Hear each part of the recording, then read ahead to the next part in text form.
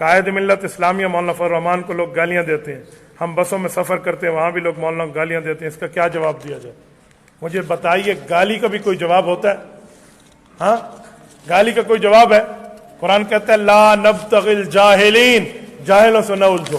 گالی وہ آپ کو دیتا ہے جس کے پاس آپ کے سامنے لانے کے لیے دلیل نہیں ہوتی۔ تو جو مولانا کو گالیاں دیتا ہے یہ دلائل سے عاجز لوگ ہیں، اور عاجز بے وقوف بیچارے کے ساتھ رستم جیسا پہلوان نہیں لڑا کرتا۔ آگے جائے، خیر کلاس 4 سمجھ کے معاف کر دیں، جانے دو بابا، جانے دو، کوئی نہیں پرابلم۔ تو گالی وہ دیتا ہے، گالی نہیں دلیل لاؤ۔ میرے مقابلے میں کوئی گالی لاتا ہے، کوئی دھمکی لاتا ہے، کوئی دھونس لاتا ہے، تو اس کا مطلب ہے کہ وہ دلائل سے آ رہی ہے، جیسے گدھا سینگوں سے آ رہی ہے۔ تو مجھے تو خوش ہونا چاہیے۔ یہ بات آپ متنبی میں پڑھ نہیں چکے؟ اذا اتتک مذمتی من ناقص فہی الشہادۃ لی بانی کامل، کہ جب کوئی ناقص آدمی میری مذمت کرے دلیل ہے کہ میں کامل ہوں۔ اس جیسے کم معاش کے لوگ، سلیکٹڈ اور اس کی کمپنی کے لوگ مولانا کو بھونکیں گے تو میں سمجھوں گا مولانا نے ان کے دم پہ جو پاؤں رکھا تھا اب وہ پاؤں دوسرا گردن پر آ گیا۔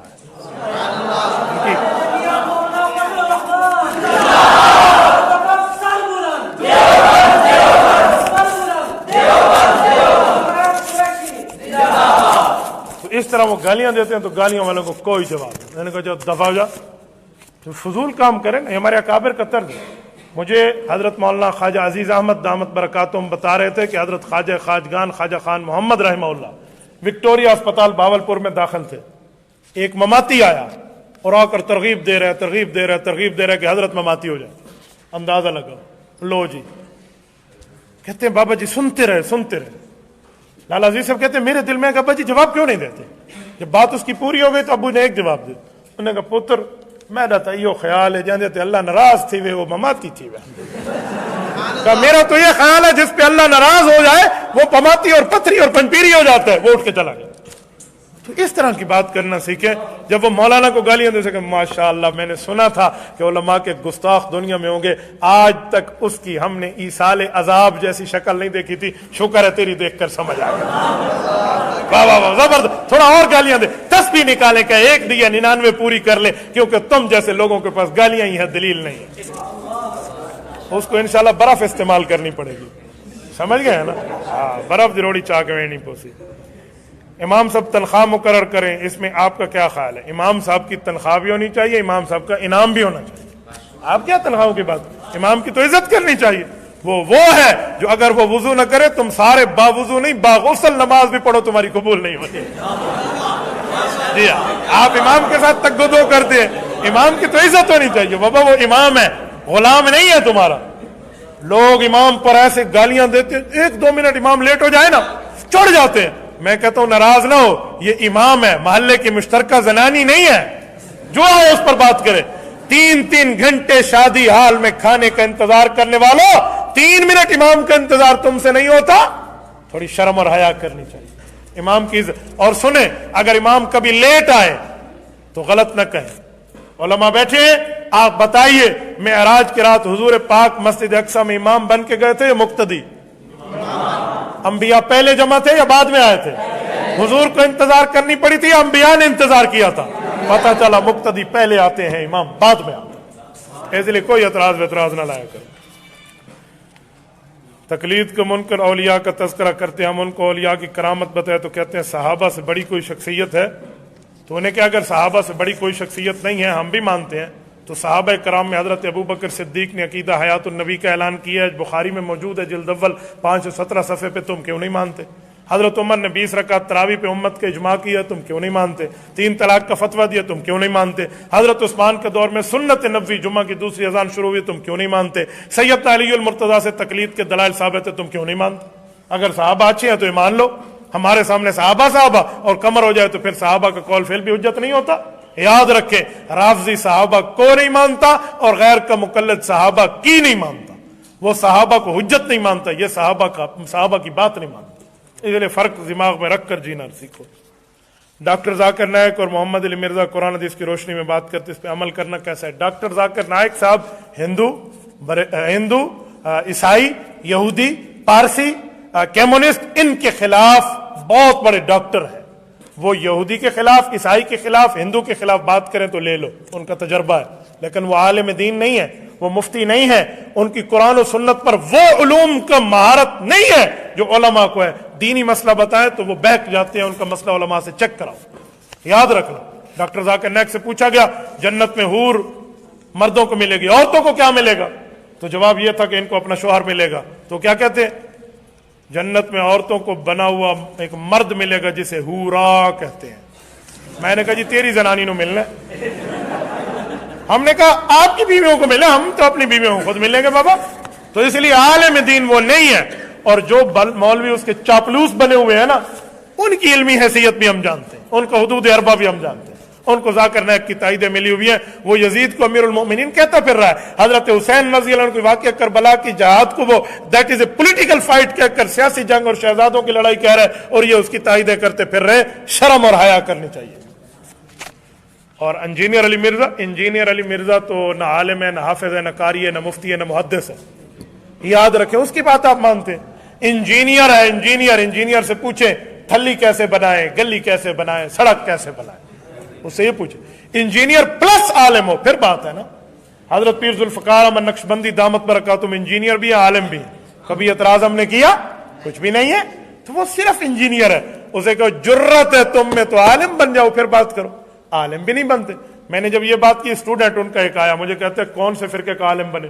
شیعہ کا، بریلویوں کا، دیوبندیوں کا، اہل حدیث کا، کس فرقے کا بنے؟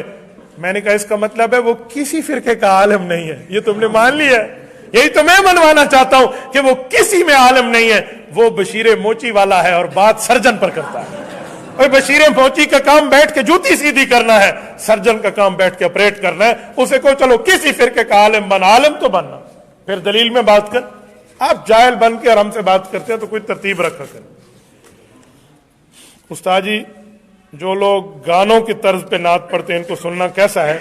گانے کی طرز پہ نعت پڑھنے والے سے ایک بات پوچھیے کہ آپ نے پہلے گانا خود سنا ہے؟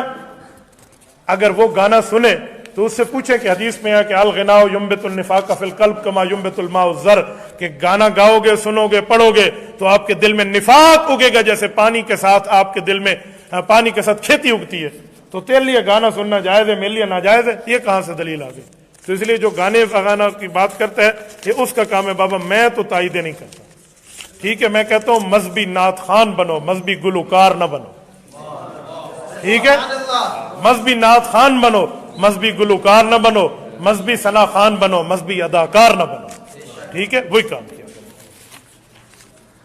دلیل کے لیے کوئی کتاب ہو تو بتا دیں، نام بھی بتا دیں۔ کون سی دلیل کے لیے؟ کس دلیل کے لیے؟ کوئی دلیل میں دوں اس دلیل کی کتاب؟ دلیل کے لیے کوئی ایک کتاب الدلیل ہوتی ہے۔ خدا کے بندے، دلائل بندے کو ڈھونڈنے پڑتے ہیں بھائی، دیکھنے پڑتے ہیں۔ کچھ لوگ مولانا کی مخالفت کرتے ہیں آج کہ ان کے ساتھ جو ملے ہوئے ہیں وہ سارے زرداری اور نواز شریف چور ہیں۔ تو جو سلیکٹڈ کے ساتھ پچھلی گورنمنٹ میں اتحاد تھا اور یہی زرداری انہی کا ساتھ تھا سینٹ میں، اس وقت سلیکٹڈ چور نہیں تھا۔ تو یہ کسی دوسری جماعت کے ساتھ سیاسی اتحاد کرے تو وہ حاجی قاضی ہے، اور مولانا سیاسی اتحاد کر لیں تو مولانا چوروں کے وکیل بن جاتے ہیں۔ یہ شرم کرنی چاہیے بابا۔ جب گاڑی خراب ہو تو گاڑی کو ہر سواری دھکا لگاتی ہے، آپ یہ نہیں کہیں گے دھکا لگانے والا ہندو ہے، دھکا لگانے والا کوئی اور ہے۔ تو بھائی گاڑی کو چلانا ہے۔ اس وقت پاکستان کی معیشت کی گاڑی خراب ہے، سب مل کے دھکا لگا رہے ہیں۔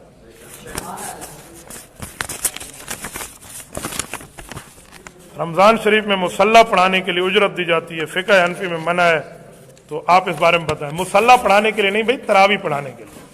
مصلی پڑھاتے ہیں، مصلی یہی ہوتا ہے، سادے بندے لفظ پورا لکھا کریں، تراویح پڑھانے کے لیے۔ مصلی پڑھانا کیا ہوتا ہے؟ مصلی میں تو امامت کی تنخواہ پہ آج تک آپ نے اعتراض نہیں کیا، تو آپ تراویح کریں۔ تو تراویح کی اجرت، کبھی ہم تراویح کی اجرت نہیں دیتے بھائی۔ ہم تو تراویح میں اس امام صاحب کو اسی لیے تنخواہ دیتے ہیں کہ اس نے وقت ہمیں دیا، تو وقت وہ تقریر میں دے تو جائز ہے اور تراویح میں دے تو ناجائز ہے۔ اور سنو، اگر قرآن کریم کی خدمت کر کے کوئی بندہ آپ کو چیز دیتا ہے تو صحیح بخاری جلد نمبر 1 صفحہ نمبر 304 روایت موجود ہے، ان احق ما اخذتم اجرا علیہ کتاب اللہ، احق ما اخذتم، سب سے زیادہ حقیقی اور پیارا اجر اللہ کے ہاں وہ ہے جو تم کتاب اللہ کو پیش کر کے دلائل سنا کر اپنے ٹائم کے عوض لے لیتے ہو. تو ٹائم کے عوض لے جانا کون سا مسئلہ؟ ان حق ما اخذتم اجرا علیہ کتاب اللہ. تو میں تو چاہتا ہوں کہ آپ اس قاری صاحب کو جو آپ کو تراویح پڑھاتا ہے کم از کم جی ایل آئی لے کر نہیں دے سکتے تو مہران تو لے کر دے دو.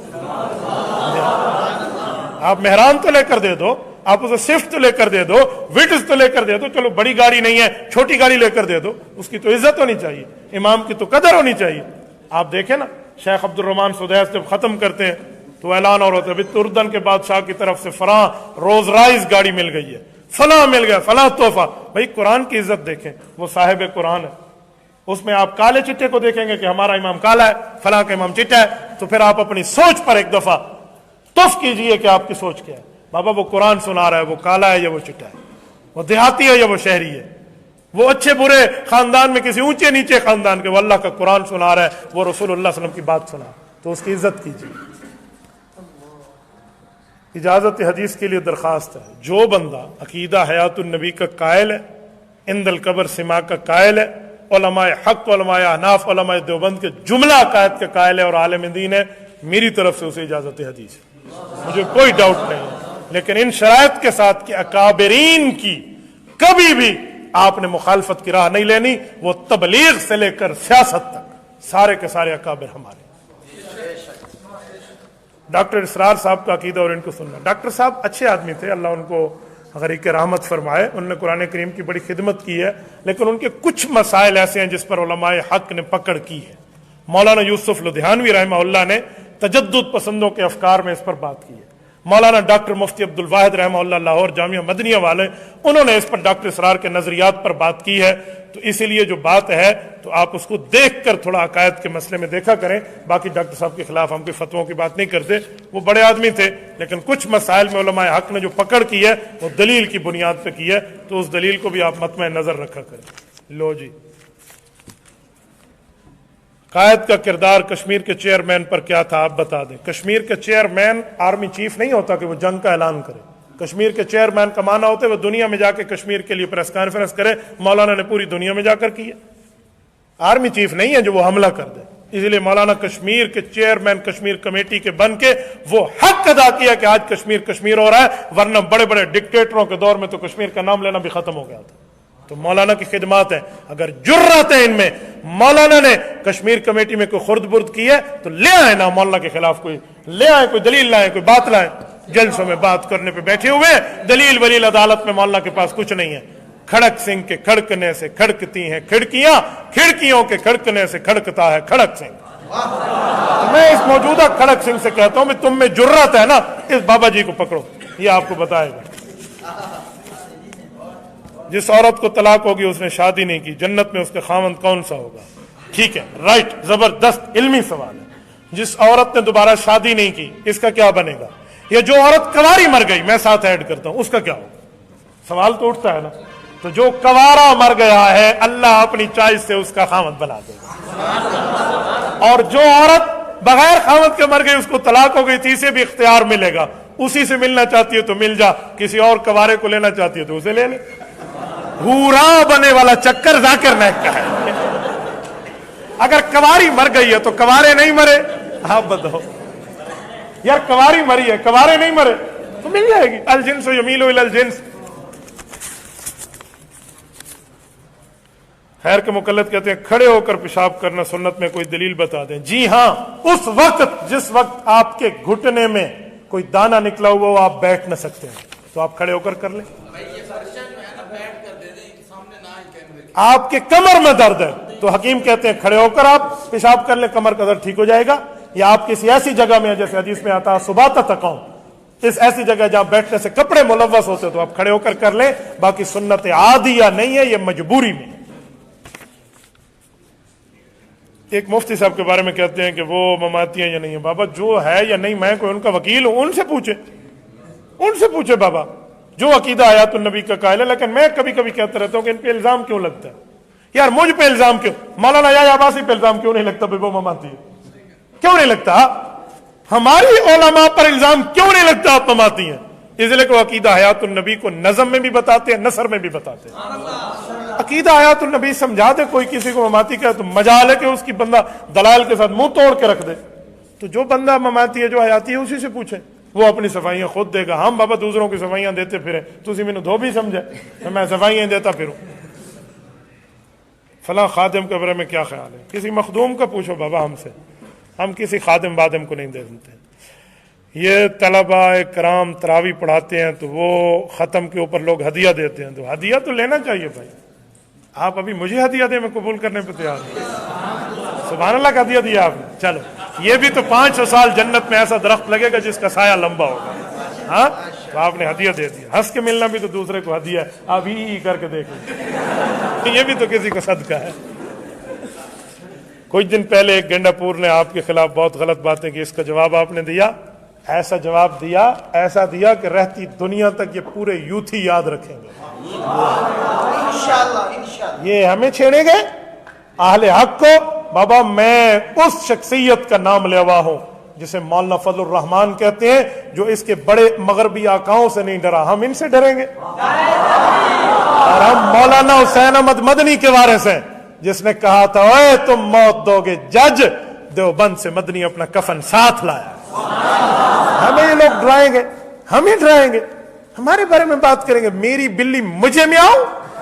ہمارے عوام کے ووٹ پہ ڈاکہ ڈالنے والے سچی مچی سمجھ گئے کہ ہم منتخب ہوئے.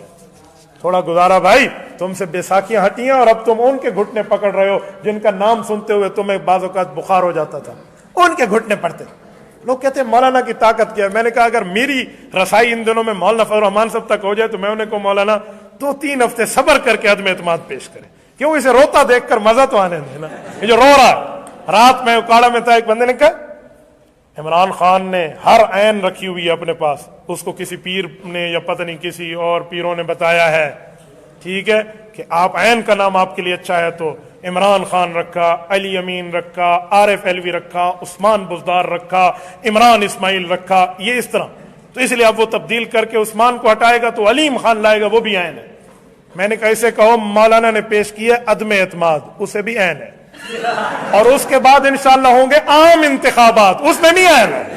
ہاں میں تمہاری عین کو غین کرنا جانتا ہوں.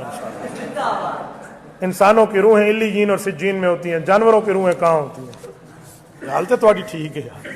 آپ کو اپنی بھینس سے پیار تو نہیں ہے بھئی, اس کی روح کہاں چلی گئی؟ ہائے میری بھینس کی آتما کہاں پہنچ گئی ہے, میں اس کو شانتی دینا چاہتا ہوں. ہاں یہی بات ہے, یہی بات ہے. علیین اور سجین جو ہے اس میں انسانوں کی روحیں ہیں, باقی جانوروں نے ہمیشہ نہیں رہنا, جانوروں نے ہمیشہ نہیں رہنا. یا لیتنی کنت ترابا کی تفسیر اٹھا کر دیکھ لے, جانور نے کل قیامت میں مٹی مٹی ہو جانا ہے, ان کے احترام و انتظام و انصرام کا کیا فائدہ؟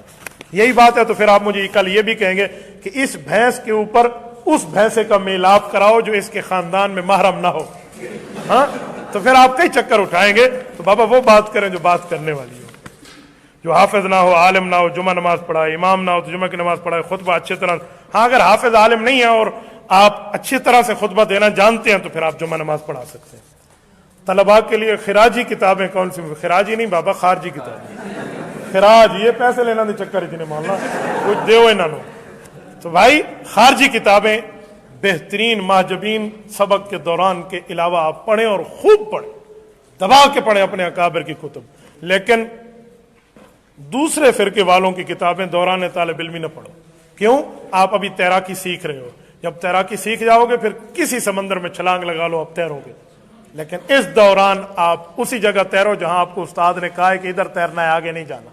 ٹھیک ہے, تو طالب علمی کے دوران آپ اپنی ترتیب رکھیں, اللہ آپ کو خوش و خرم رکھے. اتنا تو میرا بیان بھی لمبا نہیں تھا جتنا آپ نے الفاظ سوال جواب میں لگا دیا. اللہ آپ کو خوش و خرم رکھے. اقول قولی ھذا واستغفر اللہ وآخر دعوانا ان الحمد للہ رب العالمین.